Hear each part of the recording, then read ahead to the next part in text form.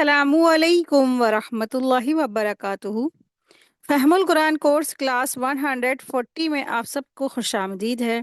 اہلاً و سہلاً مرحبا۔ آج کا ہمارا لیسن ہے سورہ طٰہٰ، آیت 71 سے آیت 135 تک، یعنی اینڈ تک۔ رسول اللہ صلی اللہ علیہ وسلم نے ارشاد فرمایا، قیامت کے روز صاحب قرآن آئے گا تو قرآن مجید کہے گا، اے میرے رب، اسے لباس عنایت فرما، لہٰذا اسے عزت اور اکرام کا لباس زیبتن کرا دیا جائے گا۔ پھر قرآن مجید کہے گا، اے میرے رب، اسے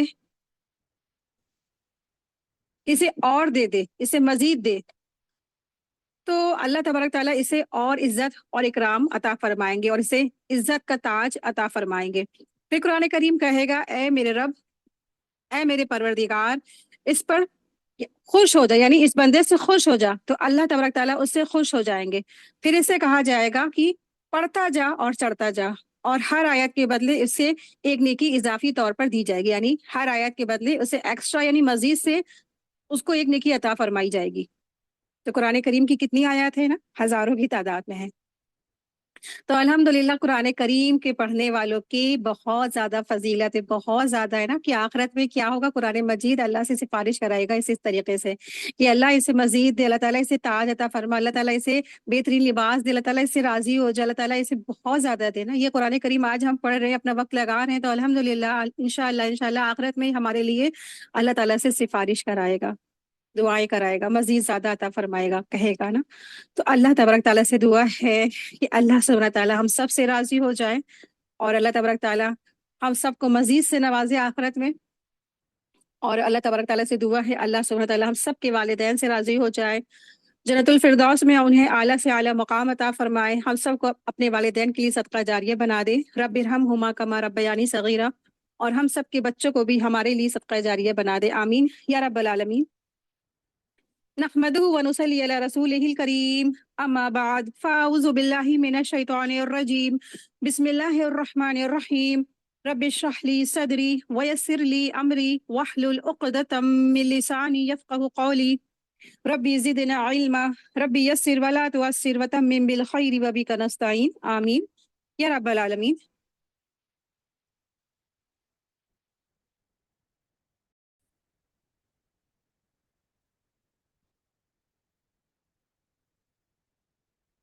آیت دیکھیں، آیت نمبر 71، بسم اللہ الرحمن الرحیم۔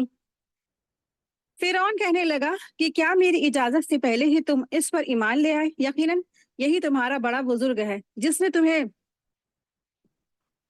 تم سب کو جادو سکھایا ہے۔ سن لو، میں تمہارے ہاتھ پاؤں الٹے سیدھے کٹوا کر تم سب کو کھجور کے تنوں پر سولی پر لٹکوا دوں گا، اور تمہیں پوری طرح معلوم ہو جائے گا کہ ہم میں سے کس کی مار زیادہ سخت اور دیر پا ہے، یعنی زیادہ دیر تک قائم رہنے والی ہے۔ تو یہ کس نے دھمکی دی؟ فرعون نے دی، کن کو؟ جادوگروں کو۔ تو دراصل آیت نمبر 71 ٹو آیت نمبر 76 تک یہاں ایمان لانے کے بعد جو جادوگر ہیں ان کی استقامت کا ذکر ہے۔ فرعون نے انہیں ہاتھ پاؤں کاٹنے اور سولی پر لٹکانے کی دھمکی دی، اور جواب میں کہا کہ ہم پر حق جو ہے واضح ہو چکا ہے، تمہیں جو کرنا ہے کر لو، تم ہماری دنیا کی زندگی ختم کر سکتے ہو، لیکن آخرت میں جزا اور سزا کا جو اختیار ہے وہ تمہارا نہیں ہوگا، وہ اللہ تعالیٰ کا ہوگا۔ فیصلہ تو دراصل آخرت میں وہ حقیقی فیصلہ ہوگا، تم وقتی ہمیں ختم کر سکتے ہو تو ختم کر لو، ہمیں کوئی خوف نہیں ہے۔ آپ دیکھیں کہ چند وقت پہلے یہ جو جادوگر تھے فرعون سے کہہ رہے تھے کہ ہمیں بدلے میں کیا ملے گا نا، بدلے میں ہمیں کیا دیا جائے گا اگر ہم موسیٰ کو ہرا دیں گے۔ اب کیا ہے، اب ان کے سامنے حق واضح ہو گیا، سچائی سامنے آ گئی، تو پھر کیا ہے، وہ اب ایسے جابر سرکش بادشاہ سے بھی نہیں ڈر رہے، اور وہ کہہ رہے ٹھیک ہے تمہیں جو کرنا ہے کر لو، آخرت میں تو کیا ہے، جو فیصلہ جو ہوگا حقیقی وہی فیصلہ ہوگا۔ آیت دیکھیں، آیت نمبر 72۔ انہوں نے جواب دیا کہ ناممکن ہے کہ ہم تجھ پر ترجیح دیں، کہ ہم تجھے ترجیح دیں ان دلیلوں پر جو ہمارے سامنے آ چکی ہے، اور اس اللہ پر جس نے ہمیں پیدا کیا ہے۔ اب تو جو کچھ کرنے والا ہے کر گزر، تو جو کچھ بھی ہم حکم چلا سکتا ہے وہ اس دنیاوی زندگی میں ہی چلا بس۔ تو اس سے کیا پتہ چلتا ہے، جو ایمان لے آ چکے ہیں اب ان پہ کسی بھی طرح کی دھمکی کا ان کے اوپر کوئی اثر نہیں آنے والا، کوئی بھی ان کے اوپر किसी भी किस्म की उनको धमकी फायदा नहीं देने वाली।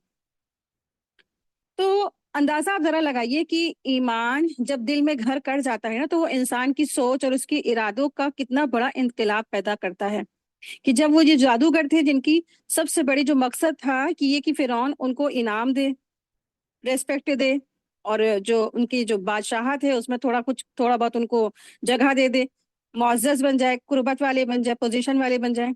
चनाचे मुकाबले के वक्त ना जब फिरौन ने उस उन सब जादूगरों को बुलाया था, तो उन्होंने सवाल किया था कि अगर हम जीत जाएंगे, अगर हम गालिब आ जाएंगे, तो हमें बदले में क्या मिलेगा, हमें इनाम में क्या मिलेगा, है ना। सूरह आराफ में आयत नंबर 113 में ये जिक्र है।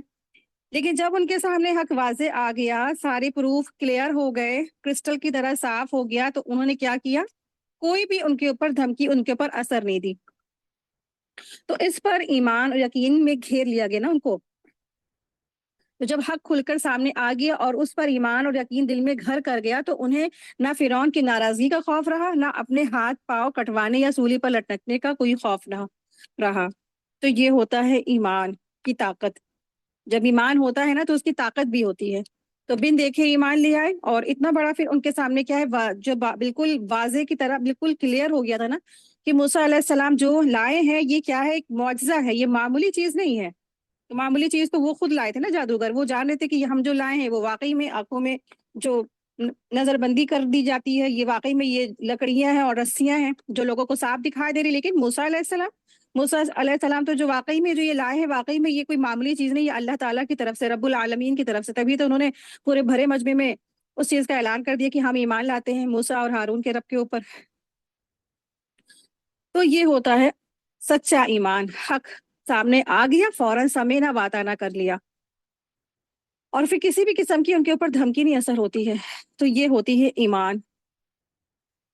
आज अगर हम अपने जायजा लें कि अगर हमें कहा जाता है कि आपको भी क्या होगा, हम तड़ी पार कर देंगे या इस मुल्क से निकलवा देंगे, तो आज कितने मुसलमान ऐसे हैं जो फौरन मुर्तिद हो जाएंगे। यानी वो गैर मुस्लिम हो जाना उनको मंजूर है, लेकिन उन्हें ये मंजूर नहीं कि उनको इस देश से, इस मुल्क से निकाल दिया जाए ना। तो इसी के लिए क्या, ईमान की भी ताकत होती है। और ईमान बहुत चंद लोगों को, जो हकीकी ईमान है वो बहुत चंद लोगों को नसीब होता है। बज़ाहिर तो लगता है देखने में मुसलमान है, लेकिन वो असल में मुसलमान नहीं होते, हकीकी मुसलमान नहीं। तो माशाल्लाह, ये अल्हम्दुलिल्लाह कितने ये जादूगरों का ईमान कैसा, जो वाकई में देख करके हमारा भी जो है ना ईमान ताजा हो जाता है कि इनके ऊपर किसी भी किस्म का कोई भी इनके ऊपर खौफ इनको नहीं आया। तो सबसे तकलीफ देह प्रोसेस होता है जब किसी के हाथ काटे जाएं, और फिर उसके मुख्तलिफ सिम्त, यानी कि एक सीधा हाथ किसी का काटा और फिर उल्टा तरफ का पैर काट दिया, मुख्तलिफ सिम से जो काटा जाता है तो बहुत तकलीफ देह होता है। तो ये एक बहुत तकलीफ दे प्रोसेस था जिसकी उसने धमकी दी थी फिरौन ने। लेकिन उनको इस चीज का कोई भी खौफ नहीं, कोई भी डर नहीं। तुम हमारा कुछ भी कर लो, तुम हमें काट दो, मार दो, जला दो, कढ़ाई में तल दो, तुम जो भी कर सकते हो ना आज हमारे साथ दुनिया में कर सकते हो, आखिरत में अगर हम नाकामयाब हो गए तो क्या है, वो फिर बड़ी नाकामी है। बस उन्होंने ऐसे ही करके उसकी सारी धमकी को रिजेक्ट कर दिया। आया देखिए, आयत नंबर 73। हम अपने परवरदिगार पर ईमान लाए कि वो हमारी खताएं माफ फरमा दे और खास कर ले जादूगरी जिस पर तुमने हमें मजबूर किया है, अल्लाह ही बेहतर और हमेशा बाकी रहने वाला है। बात यही है कि जो भी गुनहगार बनकर अल्लाह के यहाँ हाजिर होगा उसके लिए दोजख है, जहां ना मौत होगी और ना जिंदगी होगी। आयत 75 देखें। और जो भी उसके पास ईमानदार होकर हाजिर होगा उसने आमाल भी नेक किए होंगे और उसके लिए बुलंद और बाला दर्जे होंगे। ठीक है, तो दरअसल हकीकी जो कामयाबी है वो यहाँ की नहीं, दुनिया की नहीं, आखिरत की है। जो ईमान की हालत में दाखिल होगा तो अल्लाह के यहाँ वो हमेशगी की जिंदगी पाएगा, इनामात पाएगा, दर्जे पाएगा, बुलंद रुतबात पाएगा। लेकिन जिसने अपना ईमान तर्क कर दिया, बेच खाया, दुनियावी लालच में आकर उसने अपने ईमान का सौदा कर लिया, तो फिर क्या है, फिर ऐसे गुनाहगारों के लिए अल्लाह ताला के यहाँ क्या है, दोजख है। और फिर उस दोजख में ना कभी मौत आएगी, ना ही कभी वो जिंदगी उसको मिलेगी। आयत 76 देखें। हमेशा वाली जन्नतें जिनके नीचे नहरें नहरें हैं, जहां वो हमेशा रहेंगे, यही इनाम है हर उस शख्स का जो पाक है, यानी जो शिर्क से पाक है। मन तजक्का से मुराद क्या है, जो शख्स शिर्क से पाक है, कुफ्र से पाक है। तो जो शख्स पाक हुआ, अल्लाह के جو توحید پر اس کے اندر دل میں رچ بس گیا، اس کا ظاہری اور عملی اور قولی اور فعلی ہر طرح کے اس نے شرک سے اپنے آپ کو بچا کے رکھا، تو ایسے پاک شخص کے لیے اللہ کے یہاں ہمیشہ ہمیشہ کی جنتیں ہیں، بہت سارے انعامات ہیں۔ آیت 77 دیکھیں، ہم نے موسیٰ علیہ السلام کی طرف وحی نازل فرمائے کہ تو راتوں رات میرے بندوں کو لے چل اور ان کے لیے دریا میں خشک راستہ بنا لے، پھر نہ تجھے کسی قسم کا خطرہ آ پکڑے گا اور نہ ڈر۔ فرعون نے اپنے لشکروں سمیت ان کا تعاقب کیا، پھر تو دریا ان سب پر چھا گیا جیسا کچھ چھانے والا تھا۔ تو آیت نمبر 77، آیت نمبر 79 میں دراصل فرعون کی بربادی کا ذکر ہے۔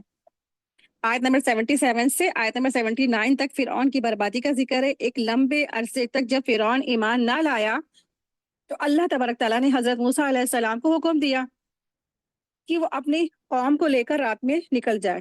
فرعون نے اپنے لشکروں کے ساتھ حضرت موسیٰ علیہ السلام اور ان کی قوم کا تعاقب کیا، اور حضرت موسیٰ علیہ السلام اور ان کے جو ساتھی جو بنی اسرائیل تھے وہ بحر احمر تک پہنچ گئے۔ حضرت موسیٰ علیہ السلام نے اللہ کے حکم سے سمندر کے اس حصے میں عصا مارا اور معجزے کے ذریعے پانی کیا ہو گیا، بیچوں بیچ میں خشک راستہ بنا اور موجیں ایسے ٹھہر گئی، ساکن ہو گئی جیسے پہاڑ کی طرح۔ حضرت موسیٰ علیہ السلام اور ان کے ساتھی اس راستے سے گزر گئے، لیکن فرعون اور جب اس کا لشکر بیچوں بیچ میں آیا خشک راستے میں تو اللہ تبارک تعالیٰ نے اسے غرق کر دیا۔ تو یہاں پر اسی کا تذکرہ ہے۔ آئے دیکھیں آیت نمبر 79، فرعون نے اپنی قوم کو گمراہی میں ڈال دیا اور سیدھے راستہ نہ دکھایا۔ تو یہی ہوتا ہے انجام جب کوئی بھی شخص، کوئی بھی انسان لوگوں کی آنکھ بند کر کے اتباع کرتا ہے۔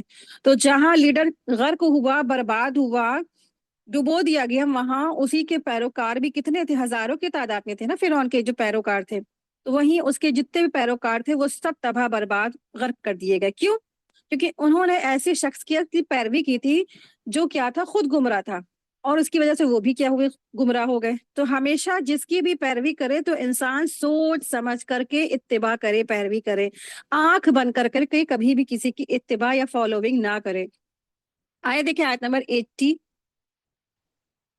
اے بنی اسرائیل دیکھو ہم نے تمہیں تمہارے دشمن سے نجات دی اور تم سے کوہ طور کے دائیں طرف کا وعدہ کیا اور تم پر من سلوہ اتارا۔ اب یہاں آیت نمبر 80 سے آیت نمبر 82 تک بنی اسرائیل پر اللہ تعالیٰ کے جو احسانات کا وہ ذکر ہے، جو اللہ تعالیٰ نے ان کے پر احسانات کیے۔ آیت 81 دیکھیں، تم ہماری دی ہوئی پاکیزہ روزی کھاؤ اور اس میں حد سے آگے نہ بڑھو، ورنہ تم پر میرا غضب نازل ہوگا، اور جس پر میرا غضب نازل ہو جائے تو وہ یقیناً تباہ ہو گیا۔ آیت 82، ہاں بے شک میں انہیں بخش دینے والا ہوں جو توبہ کر کے ایمان لے آئے، نیک عمل کریں اور راہ راست پر بھی رہیں۔ تو یعنی مغفرت الہی کا مستحق بننے کے لیے 4 چیزیں موسٹ امپورٹنٹ ہے۔ سب سے پہلے کیا ہے؟ اگر اس نے کفر، شرک اور نافرمانی کی ہے تو اسے توبہ کی ضرورت ہے۔ دوسرا ہے ایمان، تیسرا ہے عمل صالح، چوتھا ہے استقامت کی راستے، مطلب ہدایت کے راستے پر چلتے رہنا اور استقامت سے ڈٹے رہنا حتیٰ کہ ایمان ہی پر موت آئے۔ تو ایسی استقامت مانگنا ہے کہ استقامت کے ساتھ ہدایت کے راستے پر جمے رہے اور استقامت کے ساتھ ہی اس راستے پر ایمان کے ساتھ موت آئے۔ ورنہ ظاہر بات ہے کہ توبہ اور ایمان کے بعد اگر اس نے پھر شرک اور کفر کا راستہ اختیار کر لیا حتیٰ کہ موت بھی اسے کفر اور شرک پر ہی آئے تو مغفرت الہی سے بچانے کا مستحق، تو مغفرت الہی کے عذاب کا مستحق وہ ہو جائے گا، یعنی کہ اسے عذاب میں گرفتار کر لیا جائے گا۔ کیوں؟ کیونکہ اس نے توبہ کی لیکن بعد میں اس نے پھر کیا کیا؟ کفر اور شرک میں پھر ملوث ہو گیا۔ تو پھر اللہ تبارک تعالیٰ ایسے لوگوں کو معاف نہیں کرتے کہ جو بار بار توبہ کیے جائے، بار بار اللہ کے آگے جو مرتد ہوں، کفر کرے، شرک کرے، مزاروں پہ جائے اور اللہ تعالیٰ کے ساتھ اوروں کو شریک ٹھہراتے رہے لیکن توبہ کرتا رہے نا، تو ایسا توبہ مراد نہیں ہے۔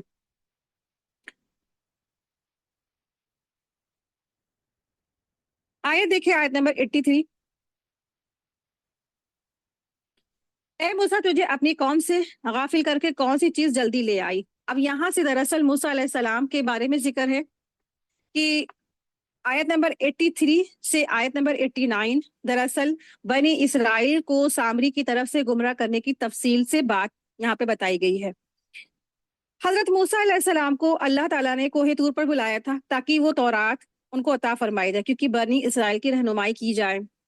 تو انہوں نے نیکی میں جلدی کی اور کوہ طور پر وقت مقرر سے پہلے پہنچ گئے۔ اس جلد بازی کا نقصان یہ ہوا کہ بنی اسرائیل میں آپ کی غیر حاضری میں لمبی جو غیر حاضری تھی وہ طویل تھی، ہو گئی نا، لمبی ہو گئی، اور سامری کو گمراہی پھیلانے کا موقع مل گیا۔ تفصیل اس کی یہ ہے کہ جب فرعون اور اس کا لشکر غرق ہوئے تو ان کی لاش سمندر کے کنارے پھینک دی گئی۔ اب بنی اسرائیل نے ان کی لاشوں پر سے جو زیورات ہیں نا وہ اتار لیے۔ تو کچھ مفسرین کہتے ہیں کہ لاشوں پر سے زیورات تھے وہ اتار لیے، کچھ مفسرین کہتے ہیں کہ بنی اسرائیل کے لوگوں سے ہی یہ انہوں نے بنی اسرائیل تھے تو انہوں نے جو زیورات تھے فرعونیوں کے ہی مانگ کے پہنے تھے، عید کا دن تھا، تو واللہ عالم، تو اس کے تعویلوں میں نہیں جانا ہے۔ بہرحال یہ بات پتہ چلتی ہے کہ ان کے پاس زیورات تھے، کہاں سے آئے کیسے آئے اللہ عالم۔ تو جن چیزوں کی جو صحیح حقیقت نہیں معلوم ہے تو ان کو ایز اٹ از ایز چھوڑ دینا چاہیے، کیونکہ قرآن اور سنت بھی ہمیں اس کے بارے میں نہیں بتاتا ہے۔ تو بس بات یہ ہے کہ ان کے پاس سونا تھا، ٹھیک ہے۔ اب سونا تھا کہاں سے آئے کیسے آئے اللہ بہتر جانتا ہے۔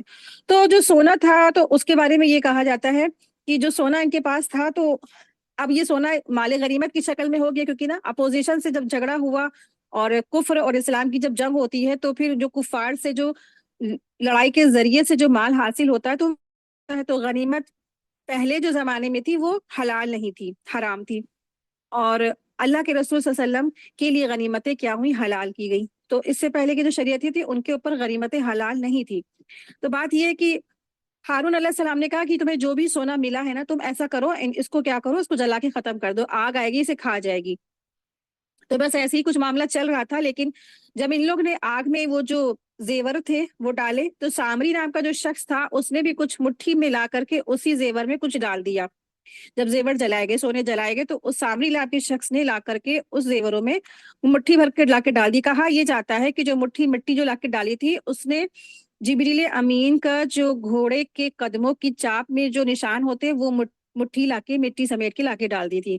تو اس میں زندگی کے کچھ اثرات تھے، تو ظاہر سی بات ہے کہ فرشتوں کے سردار ہے جبریل امین، اور وہ جب بھی موسیٰ علیہ السلام کے پاس آتے تھے جاتے تھے نا، انبیاء کے پاس آتے جاتے تو انسانی شکل میں آتے تھے لیکن گھوڑے پہ آتے تھے۔ تو جو سامری نام کا جو شخص تھا یہ جادوگر بھی تھا اور منافق قسم کا تھا، تو یہ جان گیا تھا تو یہ کوئی خاص شخصیت ہے، تو اس نے ان کے جو گھوڑے کے جو چاپ ہے اس کی جو مٹی ہے اٹھا کر کے رکھ لی تھی، اور پھر جب یہ سونا جلایا جا رہا تھا، تپایا جا رہا تھا، ختم کیا جا رہا تھا، تو اس میں جا کے اسے وہ مٹی ڈال دی۔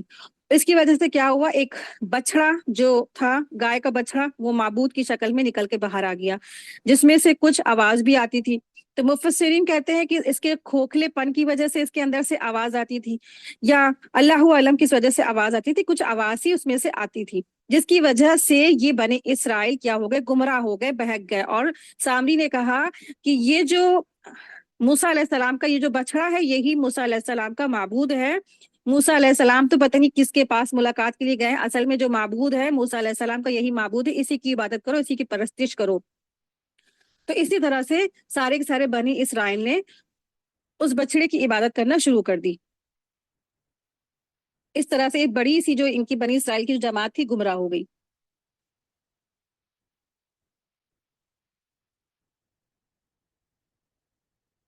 آیت نمبر دیکھیں، آیت نمبر 84، اے رب تیری طرف جلدی آنے کے لیے کہا کہ وہ لوگ بھی میرے پیچھے ہیں، اور میں نے اے رب تیرے طرف جلدی اس لیے آنے کی کوشش کی تاکہ آپ خوش ہو جائیں۔ یہ کس نے کہا، موسیٰ علیہ السلام نے کہا کہ اللہ تبارک تعالیٰ نے فرمایا نا کہ تم اتنی جلدی کیوں آگے، وقت سے پہلے کیوں آگے، تو موسیٰ علیہ السلام نے کہا کہ اے اللہ تعالیٰ میں آپ کی طرف اس لیے آگے تاکہ آپ ہم سے خوش ہو جائیں، آپ کی جو ہے نا خوشنودی حاصل کرنا تھا اس طریقے سے۔ آئے دیکھیں آیت نمبر 85، فرمایا ہم نے تیری قوم کو تیرے پیچھے آزمائش میں ڈال دیا اور انہیں سامری نے بہکا دیا ہے۔ یہ وہی والا واقعہ جو بھی آپ کو بتایا کہ کس طرح سے سامری نے ان لوگوں کو بہکا دیا۔ موسیٰ علیہ السلام کوہ طور پر گئے تھے، احکامات لینے گئے تھے، اللہ سے ملاقات کے لیے گئے تھے، بات چیت کے لیے گئے تھے، لیکن پیٹ پیچھے کیا ہوا، ہارون علیہ السلام کو انہوں نے ان کا امین بنایا تھا لیکن انہوں نے ہارون علیہ السلام کی بات نہیں مانی، اور سامری نام کے جو جادوگر ہے اس کی بات مان لی، اور سامری نام کے شخص نے ان کو اس طرح سے بہکا دیا۔ اور حضرت موسیٰ علیہ السلام کے بعد جو سامری نام کا شخص ہے نا اس نے بنی اسرائیل کو بچڑا پوجنے پر لگا دیا، جس کی اطلاع اللہ تبارک تعالیٰ نے کوہ طور پر موسیٰ علیہ السلام کو دی کہ سامری نام کے شخص نے آپ کی جو قوم ہے ان کو گمراہ کر دیا۔ آئے دیکھیں آیت نمبر 86، بس موسیٰ علیہ السلام سخت غضبناک ہو کر रंज रंज के साथ वापस लौटे और कहने लगे कि ए मेरी कौम वालों, क्या तुमने तुम्हारे परवरदिगार क्या तुमसे तुम्हारे परवरदिगार ने नेक वादा नहीं किया था? क्या उसकी मुद्दत तुम्हें लंबी मालूम हुई? बल्कि तुम्हारे इरादा ही यही है कि तुम पर तुम्हारे परवरदिगार का गजब नाजिल हो, कि तुमने मेरे वादे का खिलाफ किया है। उन्होंने जवाब दिया कि हमने अपने इख्तियार से आपके साथ वादा खिलाफ नहीं किया, बल्कि हम जेवरात कौम के बोझ ला बल्कि हम पर जेवरात के जो कौम के बोझ को लाद दिए गए थे, उन्हें हम डाल उन्हें हमने डाल दिया, और इस तरह सामरी भी डाल दिएगा, सामरी ने भी डाल दिया। आयत 88 देखें। फिर उसने लोगों के लिए एक बछड़ा निकाल कर खड़ा कर दिया, यानी बछड़े का बुत, जिसकी गाय की जैसी भी आवाज भी थी, और कहने लगे कि यही तुम्हारा माबूद है और मूसा का भी, लेकिन मूसा भूल गया है। इस तरीके से किसने कहा था? सामरी ने कहा था कौम से। तो इस तरह से उसने कौम को बहका दिया। आयत देखें, आयत नंबर 89। क्या ये गुमराह लोग ये नहीं देखते कि वो तो उनकी बात का जवाब ही नहीं देता और ना उनके किसी बुरे भले का इख्तियार रखता है? यानी कि अल्लाह सुब्हानहू व तआला फरमा रहे हैं कि उनकी जहालत और उनकी नादानी की वजाहत करते हुए फरमाया कि उनकी अकल के कहाँ पत्थर पड़ गए हैं। वो इतना भी नहीं देखते, उनको ये भी नहीं पता चलता कि बछड़ा जो कोई जवाब नहीं दे सकता, ना नफा यानी ना कोई फायदा पहुंचा सकता है, ना कोई परेशानी दूर कर सकता है, इस पर भी वो कादिर नहीं है। और माबूद जबकि वो माबूद कैसे हो सकता है? ना वो किसी नफा नुकसान का उसको मालिक है, ना बातचीत करता है, ना जवाब देता है, और ना वो किसी की फरियाद सुनता है। तो इस तरीके से वो कैसे ये इसको माबूद करार उन्होंने दिया है। आए देखिए आयत नंबर 90। और हारून अलैहिस्सलाम ने इससे पहले ही उनसे कह दिया था कि ए मेरे कौम वालों, इस बछड़े से सिर्फ तुम्हारी आजमाइश की गई है, तुम्हारा हकीकी परवरदिगार तो अल्लाह है, रहमान ही है। बस तुम सब मेरी ताबेदारी करो और मेरी बात मानते हुए चले चलो। अब यहाँ से आयत नंबर 90 से आयत नंबर 94 तक में जो कौम की गुमराही के हवाले से हजरत हारून अलैहिस्सलाम की तर्ज अमल की वजाहत की गई है। उन्होंने मुशरिकीन को बछड़े की परस्तिश से रोका। मुशरिकीन ने जवाब दिया कि हम हजरत मूसा अलैहिस्सलाम के आने तक ये अमल नहीं छोड़ेंगे। वो इस हवाले से इंतहाई जिद पर उतर आए थे, और अगर हजरत हारून सख्ती करते तो मुशरिकीन और कौम के दीगर अफराद में खाना जंगी शुरू हो जाती। तो उन्होंने कौम को फिरका से बचाने और उसकी वहदत को कायम रखने के लिए शिद्दत से काम न लिया, और मूसा अलैहिस्सलाम के लौटने तक की का उन्होंने रास्ता देखा कि मूसा अलैहिस्सलाम आ जाए तो देखते हैं इनका क्या करना है। आयत नंबर 91 देखिए। उन्होंने जवाब दिया कि मूसा अलैहिस्सलाम की वापसी तक हम उसी के मजाविर बन मजाविर बने बैठे रहेंगे। मूसा अलैहिस्सलाम ने कहा कि ए हारून, उन्हें गुमराह होता हुआ देखते हुए तुझे किस चीज ने रोका था कि तू मेरे पीछे ना आया? क्या तू भी मेरे फरमान का नाफरमान बन बैठा है? आयत देखिए, आयत नंबर 94। हारून अलैहिस्सलाम ने कहा, ए मेरे माँ जाए भाई, मेरी दाढ़ी ना पकड़ और सर के बाल ना खींच। मुझे तो ये सिर्फ ख्याल दामन घेरे हुआ था कि कहीं आप पर ना फरमाए कि तूने बनी इसराइल में तफरका डाल दिया है और मेरी बात का इंतजार ना किया। तो वही डर हुआ था कि ऐसा ना यहाँ पे ये जो लोग हैं बनी इसराइल फिरकों में बट जाएं। तो मूसा अलैहिस्सलाम ने सामरी से पूछा, तेरा क्या मामला है, तू बता। तो आयत नंबर 95 से आयत नंबर 98 तक सामरी का जो अजाब है, उसकी सजा है, उसके बारे में बताया गया है। आयत देखिए, आयत नंबर 96। सामरी ने जवाब दिया कि मुझे वो चीज दिखाई दी जो उन्हें दिखाई नहीं दी। तूने तो मैंने फर्सदा इलाही के नक्शे कदम से एक मुट्ठी भर ली और इसे उससे में डाल दिया। इसी तरह मेरे दिल ने ये बात मेरे लिए भली बना दी। यानी उसका मतलब ये था कि फरस्ताद इलाही से मुराद यहाँ पर है, जमहूर मुफस्सिरीन ने यहाँ पर इससे मुराद रसूल लिया है। तो यहाँ पे रसूल जो उसने कहा है ना, तो रसूल से मुराद जिब्रील अलैहिस्सलाम है। और मतलब ये है कि जिब्रील अलैहिस्सलाम के घोड़े को गुजरते हुए सामरी ने देखा और उसके कदमों के नीचे की जो मिट्टी उसने संभाल कर रख ली थी, जिसमें कुछ खर के आदत असरात यानी जिंदगी के कुछ असरात थे। तो इस मिट्टी की मुट्ठी उसने पिघले हुए जेवरात या बछड़े में डाली तो उसमें एक किस्म की आवाज निकलना शुरू हो गई, जिसकी वजह से वो फितने में पड़ गए बनी इसराइल। तो उसमें से किसी किस्म की आवाज आती थी, वल्लाहु आलम किस वजह से आती थी। तो कुछ मुफस्सिरीन कहते हैं कि वो अंदर से खुखल ऐसा था, इसलिए अंदर से आवाज आती थी। اور کچھ مفسرین کہتے ہیں کہ مٹی ڈالی تھی کہ اس مٹی میں کیا تھے، زندگی کے کچھ اثرات تھے، اور یا کچھ ایسی معمولی سی تو مٹی نہیں ہوگی، وہ ظاہر سی بات ہے، جبریل امین کے جو گھوڑا ہے اس کے قدموں کی جو مٹی ہے تو وہ اللہ کی مخلوق اتنی زبردست ہے اس کی پھر مٹی، تو وہ معمولی چیز تو نہیں ہوگی نا، تو پھر اس کی وجہ سے کیا اس میں سے کچھ آواز سی آتی تھی، تو اس وجہ سے کیا ہے یہ بڑی سی قوم گمراہ ہو گئی، آنکھوں کے سامنے بڑے بڑے معجزات تھے، پھر بھی کیا ہے گمراہ ہو گئی۔ جیسے لگ رہا ہے ہم سب کا حال بیان ہو رہا ہے نا، ہمارے سامنے بھی تو آج امت محمدیہ کے سامنے بھی تو کتنے بڑے بڑے آیات ہیں اللہ تبارک تعالیٰ کے، یہ قرآن کریم کتنا بڑا معجزہ ہے، اتنا بڑا معجزہ ہونے کے بعد، خانہ کعبہ جیسا پیارا سا معجزہ ہونے کے بعد، اتنی بڑی بڑی اللہ کی آیات نشانی ہونے کے باوجود اگر اچانک سے کوئی کال آ جاتی ہے اور کہہ دیتا ہے کہ کیا ہو گیا ہمارے شہر میں فلاں فلاں جو ہے ایک جادوگر آیا ہے، ایک ایسا معجزاتی ہے، وہ ایسے ایسے جادو کر رہا ہے، یا آنکھوں کو اندھا ٹھیک کیے دے رہا ہے، یا کسی کو زندہ کیے دے رہا ہے، کسی کو مردہ کیے دے رہا ہے، تو سب کے سب وہاں پہ پہنچ جائیں گے، بھیڑ لگ جائے گی، سب اس کو سجدہ کرنے لگ جائیں گے نا۔ اسی طریقے سے انسان کو آزمایا جاتا ہے، اور پھر وہ کیا ہو جاتا ہے، جس کی ایمان کی طاقت نہیں ہوتی ہے وہ فیل ہو جاتے ہیں، تو ایمان نہیں تھا اس لیے فیل ہو گئے۔ تو ایمان کیا ہوتا ہے، مضبوط ایمان ہونا بہت ضروری ہے، جس کے پاس بھرپور ایمان ہے، ایمان کی دولت ہے، جیسے وہ جادوگر 70,000 جادوگر، انہوں نے کہا ٹھیک ہے ہمیں تم سولی چڑھا دو، ختم کر دو، مار دو، کاٹ دو، ہم تو اپنا ایمان نہیں چھوڑیں گے۔ ایک ادھر یہ بنی اسرائیل جیسی قوم، کتنی بڑی تعداد میں تھے یہ لوگ، اور انہوں نے اپنی آنکھوں سے بڑے بڑے اللہ کی آیات دیکھے، معجزات دیکھے، سمندر کا پھٹنا دیکھا، پھر بھی کیا سرکشی اتنی زیادہ کہ ذرا سی بس چوک کوئی ہوئی نہیں اور بس پھسل گئے، شرک میں مبتلا ہو گئے۔ تو اپنے ایمان کی بہت زیادہ حفاظت کرنے کی ہمیں ضرورت ہے، کہ کوئی بھی چھوٹا موٹا فتنہ یا بڑا فتنہ ہمارے ایمان کو نہ خراب کر دے، کیونکہ ایمان کی دولت نا بہت بڑی دولت ہے، اسی پر پوری آخرت کی زندگی کیا ہے ٹکی ہوئی ہے۔ اگر کسی کا ایمان ختم تو آخری بھی زندگی کیا ہے برباد ہوگی، آخری بھی جو زندگی ہے وہ اس کی ناکامیاب ہو گئی، اور جس کو ایمان کی دولت مل گئی تو پھر کیا اس کی آخرت کیا ہوگی، کامیاب ہوگی۔ آیت دیکھیے، آیت نمبر 97، کہا اچھا جا، دنیا کی زندگی میں تیری سزا یہ ہے کہ تو کہتا رہے کہ مجھے نہ چھونا، اور ایک اور بھی وعدہ تیرے ساتھ ہے جو تجھ سے ہرگز نہ ٹلے گا، اور اب تو اپنے اس معبود کو بھی دیکھ لینا جس کا اعتکاف کیے ہوئے تھا کہ ہم اسے جلا کر دریا میں ریزہ ریزہ کر کے اڑا دیں گے۔ تو موسیٰ علیہ السلام نے سامری کی زبانی تفصیلات سننے کے بعد اللہ تعالیٰ کے حکم سے اسے شہر بدر کر دیا، اور بنی اسرائیل کو حکم دیا کوئی آدمی بھی اس سے بات نہ کرے، اور ہر شخص اس سے قطع تعلق کر لے۔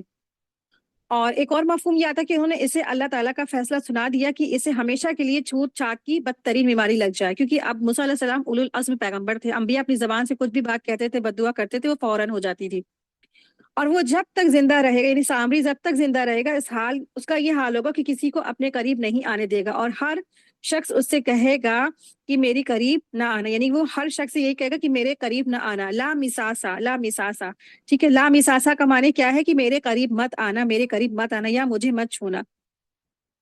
تو یہ ہے اللہ تعالیٰ نے سامری پر لوگوں کی قربت کو حرام کر دیا، اور وہ جب بھی کسی کو چھوتا تھا تو دونوں کو شدید بخار آتا تھا، اس لیے کسی آدمی کو اپنے سے قریب ہوتے دیکھ کر بھاگ پڑتا تھا اور چیخنے لگتا تھا کہ میرے قریب نہ آنا، لا مساسا۔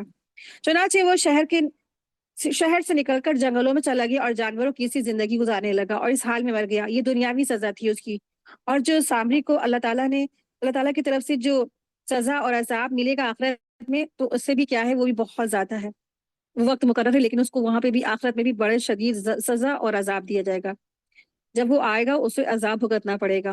تو یہ ہوتا ہے لوگوں کو گمراہ کرنے کا رزلٹ۔ تو سامری وہ شخص تھا جو خود تو گمراہ تھا ہی، خود تو جادوگر تھا ہی، خود منافق تھا ہی، اس نے لیکن اپنے ساتھ ساتھ اوروں کا بھی ایمان کیا کیا، خراب کیا۔ تو زبردست سزا ہے، دگنی چوگنی سزا ملی اس کو دنیا میں بھی، اور آخرت میں بھی اس کو کافی شدید سزا ملے گی۔ تو یہی ہوتا ہے کہ خود بھی انسان جب گمراہ ہوا، ساتھ ہی ساتھ اس نے ایک بڑی سی جماعت کو گمراہ کر دیا۔ تو کبھی بھی کوئی بھی بات آپ کو آتھینٹک نہیں معلوم ہے تو کسی کو بھی آپ مت مشورہ دیں، جب تک آپ کے سامنے قرآن کی آیات، دلیل، پروف، حدیث بالکل کلیئر نہیں ہے، تو لوگوں کو اسی طریقے سے اپنے بات منوانے کی وجہ سے، اپنی جھنڈا اونچا کرنے کی وجہ سے لوگوں کو غلط بات نہ پہنچائے۔ بہت زیادہ اس میں ہمارے لیے سبق ہے، اور خاص کر کے جو دین کا علم حاصل کرنے والے ہوتے ان کے لیے۔ تو اللہ تعالیٰ کی آیات کے ساتھ کبھی بھی انسان کو غلط مفہوم غلط معنی پہنا کر کے لوگوں کے بیچ میں نا انسان کو اس طریقے سے نہیں پہنچانے کی ضرورت ہے. ٹھیک ہے. تو اس طریقے سے جو اللہ تعالیٰ کی راہ سے اس نے روکا لوگوں کو شرک کروایا تو اس کی سزا اس کو کافی بڑی ملی. زندگی بھر اس نے کیا ہے زندگی بھر اس نے جانور کی طرح زندگی گزاری اور کیسی بدترین زندگی گزاری نا اس نے. آیت دیکھیے آیت نمبر 98. اصل بات یہی ہے کہ تم سب کا معبود برحق صرف اللہ ہی ہے. اس کے سوا کوئی پرستش کے قابل نہیں ہے. اس کا علم تمام چیزوں پر حاوی ہے. اسی طرح ہم تیرے سامنے پہلے کی گزری ہوئی وارداتیں بیان کر فرما رہے ہیں اور یقیناً ہم تجھے اپنے پاس سے نصیحت عطا فرما چکے ہیں. اس سے جو منہ پھیر لے گا وہ یقیناً قیامت کے دن اپنا بھاری بوجھ لاتے ہوئے ہوگا.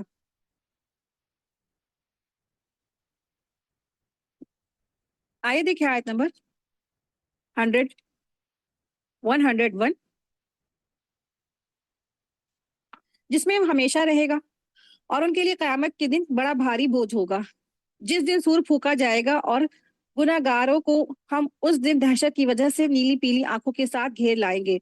آیت 103 وہ آپس میں چپکے چپکے کہہ رہے ہوں گے کہ ہم تو دنیا میں صرف 10 دن ہی رہے. جو کچھ وہ کہہ رہے ہوں گے اس کی حقیقت سے ہم باخبر ہیں. ان میں سب سے زیادہ اچھی راہ والا کہہ رہا ہوگا کہ تم تو صرف ایک ہی دن رہے ہیں. یعنی قیامت کے دن انسان کو دنیا کی زندگی بہت چھوٹی معلوم ہوئی ہوگی. جو آج اتنا لمبا وقت ہم گزار دیتے ہیں یوں ہی منٹوں میں. اور ایک تو بہت بڑا موبائل کا فتنہ ہے ہمارے سامنے موجود ہے جو سوشل میڈیا کا فتنہ ہے کہ ہاتھ میں لیتے ہی کے ساتھ ہی پورا 3-4 گھنٹے لگتا ہے بس 10 منٹ کے جیسے گزر گئے ہے نا. اور اکثر لوگوں کی زبان سے ہم نے کہتے ہوئے سنا کہ ہم بور ہو رہے ہیں سمجھ میں نہیں آتا ہم کیا کریں. بور ہونے کی زندگی ہے کہاں جو انسان بور ہوئے. اتنی لمبی جو چھوٹی سی زندگی اللہ نے دی ہے اس میں بہت کام کرنا ہے بہت کام کرنا. لیکن آخرت میں جب انسان اتنی زندگی لمبی گزار کے جائے گا نا 90 سال 95 سال 100 سال پھر بھی وہ کہے گا ہم تو دنیا میں رہے کہاں بس دن. تو اچھا جانکار والا جو شخص کہے گا نہیں نہیں تم تو بس دنیا میں ایک ہی دن رہے بس 10 دن بھی نہیں رہے. آیت 105 دیکھیں. وہ آپ سے پہاڑوں کی نسبت سوال کرتے تو آپ کہہ دیجئے کہ انہیں میرا رب ریزا ریزا کر کے اڑا دے گا. یعنی مشرکین مکہ کہتے تھے نا ان پہاڑوں کا کیا ہوگا یہ جو بڑے بڑے پہاڑ یہ کیا ہوں گے. تو اللہ سبحانہ وتعالیٰ فرما رہے کہہ دیجئے یہ قیامت جب قائم ہوگی تو یہ پہاڑ کیا ہو جائے گا جیسے کہ دھن کی ہوئی روئی کی طرح سے اندر سے جو بالکل کھوکھلی اور ہوا میں اڑ رہی ہوتی ہے. یا ریزا ریزا جیسے کہ باریک سا جیسے برادہ ہوتا ہے نا جیسے بالو دیکھیے آپ نے مورنگ دیکھی ہے چھوٹی چھوٹی جو کڑ ہوتے ہیں ایسے اڑا کے ہوا میں ختم. آیت 106 دیکھیں. اور زمین کو بالکل ہموار اور صاف میدان کر کے چھوڑے گا. یعنی اب یہاں سے قیامت کے بارے میں اللہ سبحانہ وتعالیٰ فرما رہی کہ قیامت کے دن کیسا منظر ہوگا اس کے بارے میں اللہ سبحانہ وتعالیٰ نے یہاں پہ اشارہ کیا ہے کہ قیامت والے دن جو زمین جو ہوگی بالکل سپاٹ صاف میدان ہو جائے گی. جو آج اتنے اونچی نیچی زمینیں ہیں پہاڑ ہیں درخت ہیں شجر ہے حجر ہیں آخرت میں کیا ہوگی زمین بالکل صاف چٹیل میدان. آیت 107 دیکھیں. جس میں نہ تو کہیں موڑ ہوگا اور نہ تو دیکھے گا کہ اونچ گچ. اور جس دن لوگ پکارنے والے کے پیچھے چلیں گے اور جس میں کوئی کجی نہ ہوگی اور اللہ رحمان کے سامنے تمام آوازیں پست ہو جائیں گی سوائے خسر پھسر کے تجھے کچھ بھی سنائی نہیں دے گی. اس دن سفارش کچھ کام نہیں آئے گی مگر جسے رحمان حکم دے اور اس کی بات کو پسند فرمائے. آیت 110 جو کچھ ان کے آگے پیچھے ہے اسے اللہ ہی جانتا ہے مخلوق کا علم اس پر حاوی نہیں ہو سکتا ہے. آیت 111 دیکھیں. تمام چہرے اس زندہ اور قائم دائم مدبر اللہ کے سامنے کمال عاجزی سے جھکے ہوئے ہوں گے. یقیناً وہ شخص برباد ہوا جس نے ظلم کو لاد لیا. تو وہ شخص کیا ہو گیا ختم ہو گیا برباد ہو گیا ہلاک ہوا جس نے ظلم کیا. ٹھیک ہے اس سے مراد یہ ہے جس نے دنیا میں کسی کے اوپر ظلم کیا وہ کیا ہو گیا برباد ہو گیا ختم ہو گیا. اسی لیے اللہ سبحانہ تعالیٰ نے نا ظلم کو حرام کر دیا ہے. اور قیامت کے دن اللہ تعالیٰ نے مکمل انصاف فرمائیں گے اور ہر جو صاحب حق ہے اس کا حق دلایا جائے گا. یہاں تک کہ اگر کسی جانور نے بھی کسی کو جانور کو سینگ ماری ہوگی یعنی کسی سینگ والی بکری نے کسی بغیر سینگ والی بکری کو پر سینگ ماری ہوگی ظلم کیا ہوگا تو اس کا بھی بدلہ دیا جائے گا دلایا جائے گا آخرت میں. اور پھر اس کے بعد سارے جانور مٹی ہو جائیں گے. یہ صحیح مسلم کی حدیث ہے. اس لیے نبی کریم صلی اللہ علیہ وسلم نے ارشاد فرمایا ہے کہ ہر صاحب حق کو اس کا حق دے دو ورنہ قیامت کے دن تمہیں دینا پڑے گا۔ آپ دیکھیں کہ اگر آج ہم کسی کا حق مارتے ہیں اور خدا نہ خواستہ اگر ہم آخرت میں کسی کو اس کا حق دینے بیٹھیں گے نا، تو آج کا دینا بہت معمولی ہے، بہت معمولی بنسبت اس کے کہ انسان آخرت میں کسی کو اس کا حق دے دے۔ کیا معلوم، ہو سکتا ہے کہ ساری نیکیاں ہی اس کے حق میں چلی جائیں۔ تو ہر ایک کا حق ادا کرے، خاص کر کے حقوق العباد، اور خاص کر کے والدین ہیں، شوہر ہیں، بچے ہیں، یا اپنے قریبی رشتہ دار ہیں، بھائی بہن ہیں، اولادیں ہیں، ان سب کے حقوق ادا کرتے رہیں، جو بھی ان کو ضرورت ہے اس کو پورا کرتے رہیں، حق تلفی نہ کریں کسی کی بھی۔ آیت دیکھیں، آیت نمبر 112، اور جو نیک عمل کرے اور ایماندار بھی ہو تو نہ اسے بے انصافی کا کھٹکا ہوگا اور نہ حق تلفی کا۔ اسی طرح ہم نے تجھے پر عربی قرآن نازل فرمایا ہے اور طرح طرح سے اس میں ڈر کا بیان سنایا ہے تاکہ لوگ پرہیزگار بن جائیں یا ان کے دل میں سوچ سمجھ پیدا کرے۔ آیت 114، بس اللہ تعالیٰ عالی شان والا ہے، سچا حقیقی بادشاہ ہے۔ تو قرآن پڑھتا ہے تو قرآن پڑھنے میں جلدی نہ کر، اور اس سے پہلے کہ تیری طرف جو وحی کی جاتی ہے وہ پوری طرح کی جائے۔ تو جبریل علیہ السلام جب وحی لے کر آتے تھے اور سناتے تھے تو نبی کریم صلی اللہ علیہ وسلم جلدی جلدی ساتھ ساتھ پڑھتے تھے، کہیں کچھ حصہ مس نہ ہو جائے، بھول نہ جائے۔ تو اللہ تعالیٰ نے اس سے منع فرما دیا اور تاکید کی کہ غور سے پہلے آپ سن لو، پہلے وحی کو اچھی طرح سن لو، پھر اس کو یاد کرنا اور دل میں بٹھا دینا پھر ہمارا کام ہے، یعنی اللہ تبارک تعالیٰ کا کام ہے۔ تو موسٹ امپورٹنٹ یہ ہے کہ علم حاصل کرنے کے لیے کہ سب سے پہلے غور سے سننے والا ہو۔ جتنا انسان غور سے سننے والا ہوگا اتنا ہی انسان اس کو ایبزورب کرنے والا ہوگا اور اتنا ہی انسان اس کو سمجھ میں آنے والا ہوگا۔ تو اللہ سبحانہ تعالیٰ نے فرمایا کہ تم پہلے اس کو غور سے سنا کرو۔ پھر اللہ سبحانہ تعالیٰ فرما رہے ہیں، ہاں یہ دعا کر کی پروردگار میرا علم بڑھا، وقل ربی زدنی علما، کہ اللہ تعالیٰ میرا علم بڑھا دے۔ تو اللہ تبارک تعالیٰ نے فرمایا ہے کہ یہ جو علم کی ذاتی کی یہ تم دعا کیا کرو۔ تو یہ رسول اللہ صلی اللہ علیہ وسلم کو دعا سکھائی گئی ہے، دیکھنے میں بالکل چھوٹی سی لیکن بہت پاورفل دعا ہے، اور اللہ تعالیٰ نے ذاتی علم کی دعا سکھائی ہے امت کو بھی اور رسول اللہ صلی اللہ علیہ وسلم کو بھی۔ تو علم سے مراد آپ سمجھ سکتے ہیں نا کہ کون سا علم ہے، قرآن اور سنت کا علم ہے اور حدیث کا علم ہے۔ تو مقصد اسی کو بنائیں، اور پھر کیا ہے، پھر اللہ کا فضل ہے کہ اللہ سے نیت رکھے کہ اللہ ہمیں قرآن اور حدیث کا علم آ جائے، لیکن ساتھ ساتھ اللہ کا فضل، اللہ تعالیٰ اس کو اتنا ذہن دے دے کہ ہو سکتا ہے دنیاوی اس کو علوم سارے کے سارے آ جائیں، ٹھیک ہے نا۔ تو نبی کریم صلی اللہ علیہ وسلم کو اس دعا کی تلقین فرما کر یہ حقیقت واضح کی گئی ہے کہ علم ایسا سمندر ہے جس کا کوئی کنارہ نہیں ہے، کوئی تھا نہیں ہے، اور انسان کو علم کے کسی بھی درجے پہ قناعت کر کے بیٹھنا نہیں چاہیے، یعنی کہ سیٹسفائی ہو کے بیٹھنا ہی نہیں چاہنا چاہیے کہ ہم نے بہت کر لیا، بلکہ ہر وقت علم میں ترقی کی کوشش اور دعا کرتے رہنا چاہیے۔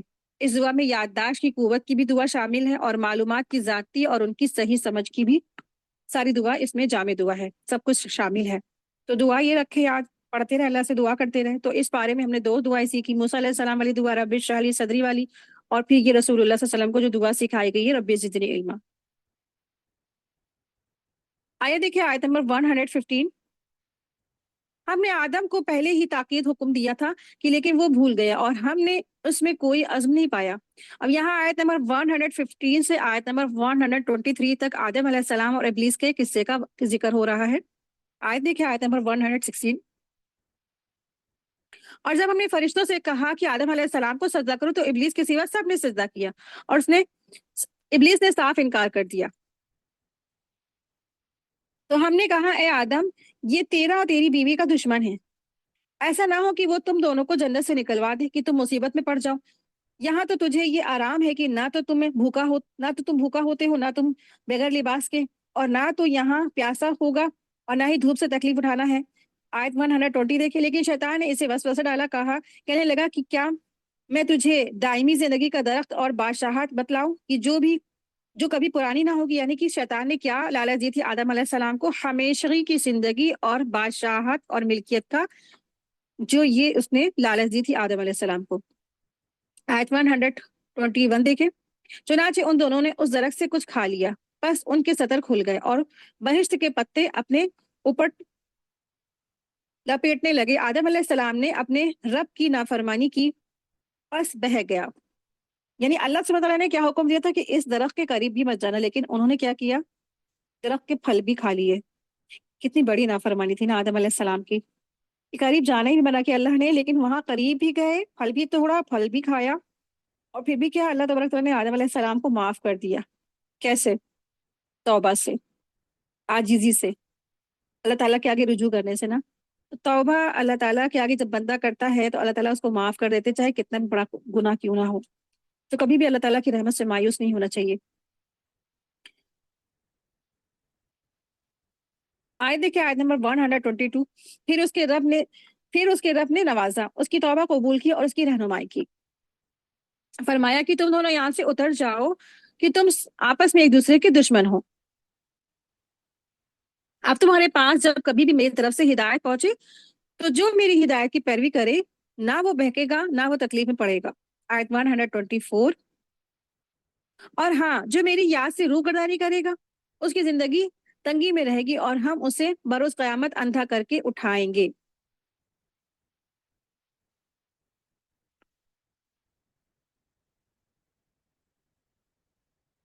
तो अल्लाह सुब्हानहू तआला फरमा रहे हैं इन आयात में, कुरान करीम से जो गफलत का दर्दनाक अंजाम बयान किया गया है, कि जो लोग हैं, आयत नंबर 124 से आयत नंबर 127 तक की कुरान से गफलत करने वालों का दर्दनाक अंजाम बयान किया गया है।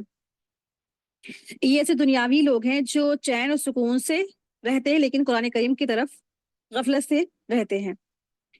तो चैन और सुकून से महरूम रहते हैं, और क़यामत के रोज उन्हें अंधा करके उठाया जाएगा। क्यों? क्योंकि ये दुनिया में कुरान करीम से गाफिल थे। वो फरियाद करेंगे कि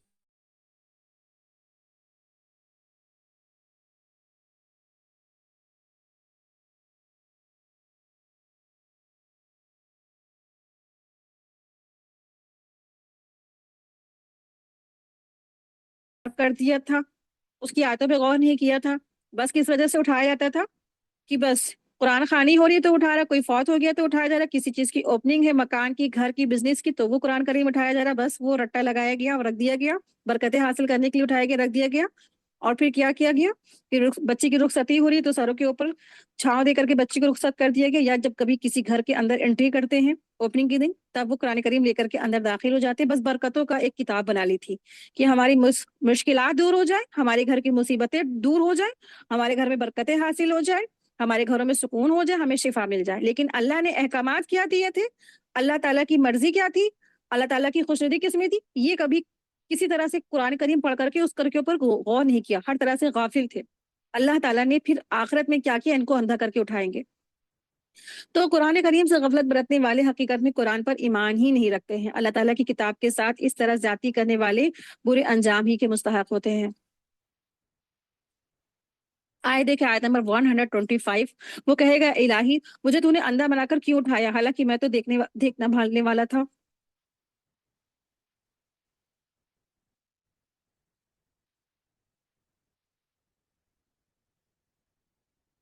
आए देखिए आयत नंबर 126। जवाब मिलेगा कि इसी तरह होना चाहिए था, तू मेरी आई हुई आयतों को भूल गया था, तो आज तू भी भुला दिया गया है।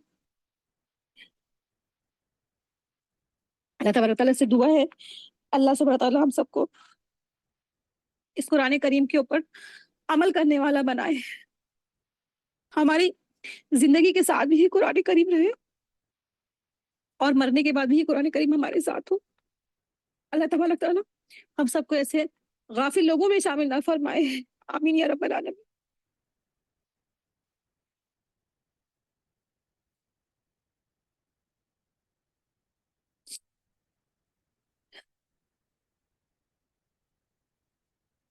आए देखिए आयत नंबर 127। हम ऐसे ही बदला हर उस शख्स को दिया करते हैं जो हद से गुजर जाए और अपने रब की आयतों पर ईमान ना लाए, और बेशक आखिरत का अजाब निहायत ही सख्त और बाकी रहने वाला है। आए देखिए आयत नंबर 128। क्या उनकी रहबरी इस बात ने की क्या उनकी रहबरी इस बात ने भी नहीं की, कि हम उनसे पहले बहुत सी बस्तियां हलाक कर दी, जिनके रहने वाले जिनके रहने सहने की जगह पर ये चल फिर रहे हैं, यकीनन उसमें अक्लमंदों के लिए बहुत सी निशानियां हैं। आयत 129 देखिए, अगर तेरे रब की बात पहले से मुकर्रर शुदा और वक्त मुअय्यन करदा ना होती तो उसी वक्त अजाब आ चिमटता। बस उनकी बातों पर सब्र कर और अपने परवरदिगार की तस्बीह और तारीफ बयान करता रहे, सूरज निकलने से पहले और उसके डूबने से पहले, रात के मुख्तलिफ वक्तों में भी और दिन के हिस्सों में भी तस्बीह करता रहे, बहुत मुमकिन है कि तू राजी हो जाए। आए देखिए आयत नंबर 131, और अपनी निगाहें हर और अपनी निगाहें हर गिजान उन चीजों की तरफ ना दौड़ाना जो हमने उनमें से मुख्तलिफ लोगों को आराइश दुनिया दे रखी है, ताकि उन्हें इस दुनिया में आजमाई। तेरे रब का दिया हुआ ही बहुत बेहतर है और बाकी रहने वाला है। यानी इससे मुराद अल्लाह ताला ने जो फरमाया है कि आखिरत का अजर और सवाब जो दुनिया के माल और असबाब से काफी बेहतर है, बहुत बेहतर है ना। आज इंसान अपने जो दीन है ना, दीन बच्चों को क्यों नहीं पढ़ाता है? क्योंकि उसने चारों तरफ देखा है कि चारों तरफ क्या कर रहे हैं लोग, बड़े बड़े स्कूलों में एजुकेशन हासिल कर रहे हैं, फिर इसलिए लोगों ने अपने बच्चों को कुरान पढ़ाना खत्म कर दिया, हाफिज कुरान बनाना खत्म कर दिया, इल्म हासिल करवाना खत्म कर दिया, आलिम बनाना खत्म कर दिया। पहले का वक्त एक दौर था कि जब बच्चे होते थे, लोग बच्चों को छोड़ देते थे मदरसों में सालों साल, इन बच्चे उनके हासिल करे, तभी तो वो दौर वो वक्त था कि उलमा और आलिम तैयार होते थे। आज वो वक्त दौर ये है कि नालायकों की फैक्ट्री तैयार हो रही है, कि बच्चों को बस पैदा होते ही साथ ही ऐसी एजुकेशन पे लगा दिया जाता है। ठीक है, अल्हम्दुलिल्लाह, हम ये बुरा नहीं कह रहे कि एजुकेशन भी जरूरी है, दुनिया की जरूरियात है, लेकिन मकसद ना बनाना चाहिए उसको कि इंसान उसी को सब कुछ बनाए, उसी में बच्चों को झोंक दिया, बस उसी के लिए रात दिन एक है। और बच्चों को यहाँ तक कि दीन तालीम और तरबियत नहीं की कि बच्चे को ये नहीं मालूम कि अल्लाह कौन है, रसूल कौन है, और जिबरील और जो आप सलाम पर जो वही लाते थे वो फरिश्ते का नाम क्या है। एक बड़ा सा कंपटीशन था, उसमें मुसलमान बच्चा था, मुसलमान बेटा आया था, उससे पूछा गया कि ये बताइए कि जिबरील जो आप सल्लम पर वही लाने वाले जो फरिश्ते हैं वो कौन है। वो नहीं बता सका, और उसने बाकी सारे क्वेश्चन का टफ टफ क्वेश्चन का आंसर दिया, लेकिन उसको ये नहीं मालूम था कि जिब्रील अमीन है, फरिश्ते हैं वो जो वही लाते थे। कितनी शर्म की बात थी ना, कि उसको सारे इल्म मालूम, सब कुछ मालूम, लेकिन उसको कुरान और सुन्नत का इल्म नहीं मालूम। तो बच्चों को कुरान और सुन्नत का इल्म भी जरूर देना चाहिए, क्योंकि ये इसी के बारे में हमारी भी पूछ होगी, पेरेंट्स की पूछ होगी कि तुमने अपने बच्चों की क्या तालीम और तरबियत की। तुमने बस जिंदगी की दुनिया पे तुमने उनको बस घोड़ों की तरह दौड़ा दिया, वो रेस में बस दौड़ रहे हैं, मुकाबले में एक दूसरे से आगे बढ़ने की दौड़ में, लेकिन जो जरूरी इल्म था वो बच्चों को नहीं दिया। तो दुनिया की जो जेब जीनत और इसकी जो आराइशें हैं, जो लग्जरी लाइफ है, इसी की वजह से लोगों ने अपने बच्चों को इसी में छोड़ दिया है। बच्चे सालों साल पढ़ रहे हैं, कुछ बन जाए, लेकिन फिर आखिरी में क्या होता है, फेल ही होने लगता है। क्यों? क्योंकि अल्लाह ताला की तरफ से जो रस्सी मजबूत नहीं है। बहुत कम लोग पढ़ लिख के कुछ बन पाते हैं। और आप देखिए कि ठीक है, अल्हम्दुलिल्लाह, अगर किसी ने कुरान और सुन्नत का इल्म हासिल कर लिया है, तो फिर जब इंसान या कोई बच्चा, कोई शख्स है, कुरान और सुन्नत का इल्म हासिल करता है ना, तो अल्लाह तबारक ताला उसके लिए मजीद रास्ते बनाते हैं। उसका जहन बहुत तेज होता है, बहुत तेज हो जाता है, क्योंकि कुरान पढ़ने से ना हर चीज बढ़ती है, आंखों की रोशनी बढ़ती है, जहनी कुव्वत बढ़ती है, दिल का सुकून बढ़ता है, दिल का इत्मीनान बढ़ता है। यानी जितने भी हमारे ऑर्गन्स हैं, इंटरनल या एक्सटर्नल, सारी की सारी चीजों की तरक्की होती है, तरक्की होती है, कुछ चीज घटती नहीं है कुरान और इल्म का, दीन का इल्म हासिल करने से। तो फिर जो बच्चा कुरान सुन्नत का इल्म हासिल करता है, फिर वो दुनियावी कोई भी किताब पढ़ता है, उसको मिनटों सेकंडों में याद हो जाती है। कुछ ही वक्त पहले एक न्यूज में एक आई थी खबर कि एक हाफिज कुरान थे, वो आलिम थे, वो हाफिज थे, वो मुबल्लिग थे, बहुत सारी उनके पास मतलब की डिग्रियां थी इस्लामिक की, और साथ ही साथ वो हिंदुस्तान के सबसे बड़े आईएएस का जो वो एग्जाम था उसमें उन्होंने टॉप किया था। तो कैसे हुआ?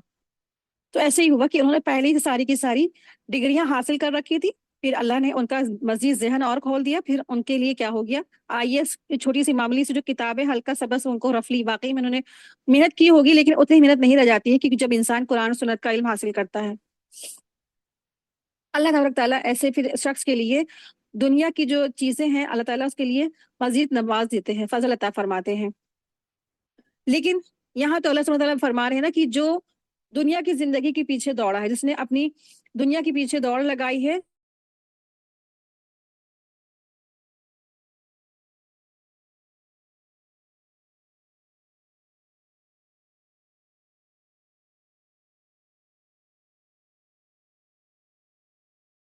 आजमाइश के तहत सब कुछ हो रहा है, हर एक का टेस्ट चल रहा है। और तो जिसके पास माल ज्यादा है वो ये ना समझे कि वो आखिरी में आखिरत में वो कामयाब है, जिसके पास माल कम है वो ये ना सोचे कि हम तबाह बर्बाद हो गए, हमारी आखिरत बर्बाद होगी, नहीं। तो ये एक टेस्ट है। और दुनिया के जो माल और असबाब से आखिरत की जो जिंदगी है, आखिरत का जो कामयाबी है, वो बहुत बेहतर है। और ये आखिरत की कामयाबी क्या है, हमेशा हमेशा बाकी रहने वाली है, कभी खत्म नहीं होने वाली है। एक मर्तबा की बात है, हजरत उमर रज़ी ताला अन्हु नबी करीम सल्लल्लाहु अलैहि वसल्लम की खिदमत में हाजिर हो गए। देखा कि आप सल्लल्लाहु अलैहि वसल्लम एक जो खड़ी हुई चटाई है उस पर लेटे हुए, यानी कि खजूर की जो चटाई बिल्कुल मामूली सी वहां पत्ती की बनती है ना, उस पर वो लेटे हुए हैं कि बेसरो सामानी, कोई भी सामान नहीं, कोई भी गद्दा नहीं, कोई भी तकिया नहीं, कोई भी लग्जरी लाइफ वाला कोई भी सामान नहीं, कोई भी पंखा नहीं, कोई भी एसी नहीं उनके पास, और घर में चमड़े की दो चीजें हैं और इसके अलावा कुछ भी नहीं था। हजरत उमर रजी ताला अन्हु की आंखों में बेइख्तियार आंसू आ गए। नबी करीम सल्लल्लाहु अलैहि वसल्लम ने पूछा, उमर क्या बात है, रोते क्यों हो? अर्ज किया, या रसूलुल्लाह सल्लल्लाहु अलैहि वसल्लम, कैसा और किस तरह आराम और राहत की जिंदगी गुजार रहे हैं, और आपका बावजूद इस बात के कि आप अफजलुल खल्क हैं ये हाल है। फरमाया, उमर क्या तू अब तक शक में है? ये वो लोग हैं जिनको उनके आराम की चीजें दुनिया में ही दे दी गई हैं, यानी आखिरत में उनके लिए कुछ हिस्सा नहीं होगा। अल्लाह अकबर, कितनी बड़ी बात है ना। तो सहाबा जो थे, जब उनके पास बहुत सारा माल और दौलत आने लगा तो वो रोने लगे। वो रोते थे कि कहीं ऐसा तो नहीं अल्लाह तबारक ताला ने हमें दुनिया में सब दे दिया, आखिरत में हमारा कुछ हिस्सा नहीं होगा। वो सारी की सारी जितनी भी दौलत आती थी वो सब कुछ सबका खैरात कर देते थे, कुछ नहीं बाकी रखते थे। लेकिन आज हमारा क्या मामला है, उल्टा हो गया है। आज हमारे पास अगर अल्लाह ने कुछ भी माल दिया, दौलत दिया है, दौलत आ गई, तो फिर क्या इंसान तकब्बुर में मुब्तला होता है, रिश्तेदारों को ही दिखावा करने लग जाता है, रिश्तेदारों के ही दिल दुखाता है, और जबरदस्त सरकशी इख्तियार करता है ना, नुमाइश करता है चीजों की। और जो उसको सदका खैरात करना चाहिए वो लोगों की और चीजें छीन छीन के रखने लगता है, हक मारने लगता है लोगों के। आए देखिए आयत नंबर 132, अपने घर आने के लोगों पर नमाज की ताकीद रख और खुद भी इस पर जमा रहे। हम तो उससे रोजी नहीं मांगते हैं, बल्कि हम खुद तुझे रोजी देते हैं। आखिर में बोल बाला परहेजगार ही का होगा वो। उन्होंने कहा कि ये नबी हमारे पास अपने परवरदिगार की तरफ से कोई निशानी क्यों नहीं लाया? क्या उनके पास अगली किताबों की वाज़ेह दलील नहीं पहुंची? आए देखिए आयत नंबर 134। और अगर हम उससे पहले ही उन्हें अजाब से हलाक कर देते तो यकीनन ये कह उठते कि हमारे परवरदिगार, तूने हमारे पास अपना रसूल क्यों नहीं भेजा कि हम तेरी आयतों की ताबेदारी करते, इससे पहले कि हम जलील और रुसवा हो। कह दीजिए कि हर एक का अंजाम का मुंतजिर है। बस तुम बस तुम भी मुंतजिर रहो, यानी तुम भी इंतजार करो, और अभी अभी कतन जान लोगे कि राह रास्त वाले कौन है और कौन है जो राह याफ्ता है। इसी के साथ ही आज की हमारी क्लास मुकम्मल हुई। वाखिर दावाना अनिल हम्दुलिल्लाहि रब्बिल आलमीन, सुब्हानक अल्लाहुम्मा व बिहम्दिका, अशहदु अल्ला इलाहा इल्ला अंता, अस्तगफिरुका व अतूबु इलैक। अस्सलामु अलैकुम व रहमतुल्लाहि व बरकातुहू। जज़ाकुमुल्लाहु खैरन कसीरा।